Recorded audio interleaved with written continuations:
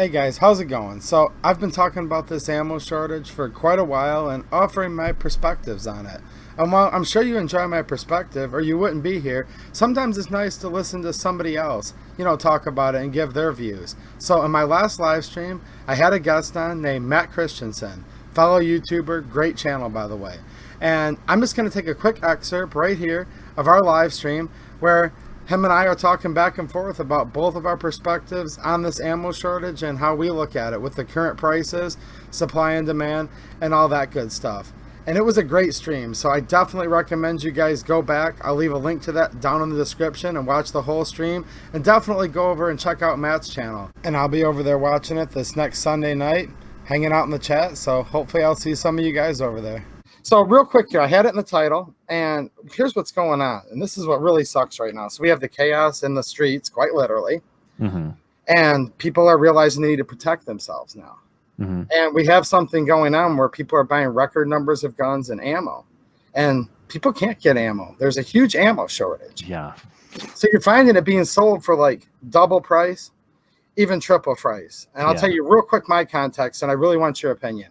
Okay, so there's a fine line here. If a guy sells the ammo at the old price, like March 13th or older, but he's only going to get one shipment in today, and he sells all of it today, how does he pay the light bill and pay his employees the next 29 days? The local gun shop. But what if he's taking that $13 a box, and now he's charging you, I'm just going to make up a gross number, $100 a box? Then we might say he's taking advantage of people. So have you thought about this concept? Like, where's this fine line that we have to keep our local gun shops in business, paying a little more because they're going to sell out, they can't reorder, versus they're gouging us? Have you thought about I generally don't necessarily believe in the concept of gouging too much. I think that prices are a function of supply and demand.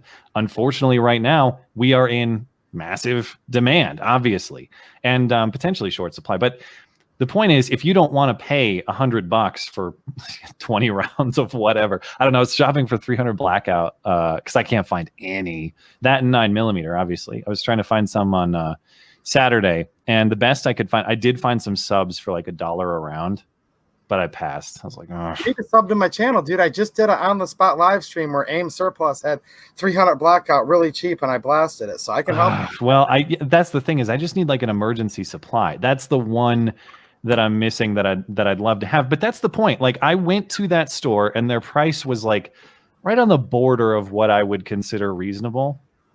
And so what did I do? I said, nope, not reasonable. I'm going to pass on this. And that's as soon as more people start passing, if the price is too high, guess what? The price will drop. That's how this all functions. I just don't buy into the concept of gouging too much. You are always at liberty to reject the price that is presented to you, and you should if you think that it's too high.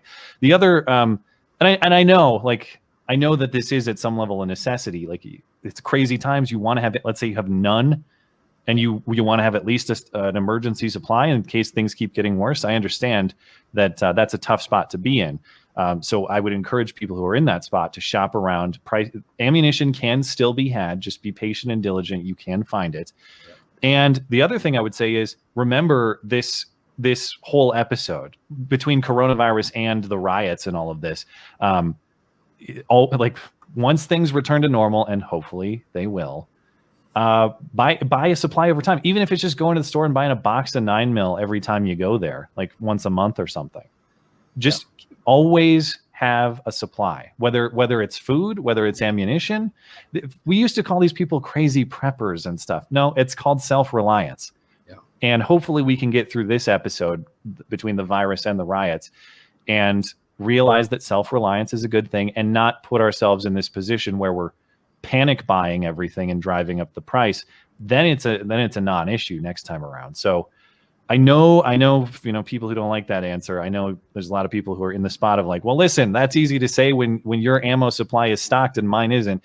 Correct. I understand that's not a good spot to be in, but let's be patient. Let's learn the lessons, and let's be good too to our neighborhood gun shops, because I think by and large, those are just guys looking to feed their families too. I don't think there's a lot of people out there thinking, how can I screw over my community by jacking up ammunition prices through the roof? I just don't think that's going on too much. No, I agree. And I wanted your perspective, and ours is actually very similar. But my guys that hang out here, guys and lovely, beautiful ladies that hang out here. I've been saying guys too much. There's a lot of hot chicks that hang out here too. But yeah, I kind of have the same view as you, but there's so many people, like almost overwhelmingly, certain types of people in the comments, they just want to pound at home and say, I'm getting gouged, I'm getting ripped off. Like, and I wonder if these are maybe some people just kind of getting into guns, but they're maybe don't like capitalism, or it gets complicated, but I kind of agree with what you're saying. I really do. Yeah, I'm just hoping we'll get all this resolved, man. I'm tired of all of the chaos and the nonsense right now. Thankfully for me, I bought a whole bunch of 22 like right when this was all breaking out, so I could still go to the range and have 22 fun. Other than that, I'm screwed. Like I haven't spent any of my actual defense viable. Yeah, exactly. That's the same stuff I use. I got 5,000 rounds. I have the 5,000 too. 10 of these, and it was cheap. I got it for like $200 or something back in like February, March. So at least I can still have fun at the range for the time being. Oh yeah. I haven't today. Actually, I went shooting earlier today just to check the zero on some rifles again because let's make sure they're accurate. The Kung Flu and got 6. Right. So I went out and I think I shot like 25.56 rounds. I was like, all right, cool. These are good. I'm not going to waste any more ammunition. I haven't shot 9 mil in I don't know how long, like this entire year. So you're saying you took gold bullion and you just chucked it at like thousands of foot per second? And basically, it's like, all right, that's my like 20 rounds for the year. Yeah, and the rest is going to be saved for a while, and I'll shoot 22 in the meantime. Well, Matt lives across the country from me. I'm in Michigan. He's all the way out in Wyoming. They're feeling it there. I know you guys are feeling it everywhere. But here's the moral of the story. Be smart, use a little bit of strategy, and here's the most important part. I want to emphasize this again. We need to have each other's back. Look out for one another. Try to help each other out with good deals. Maybe share a little bit of ammo with friends and family that need it. We all need to be in this together. We're going to get through it. Things will be back to normal again, and we need to keep the Second Amendment alive right now more than ever. All right, thanks for watching, and have a good one.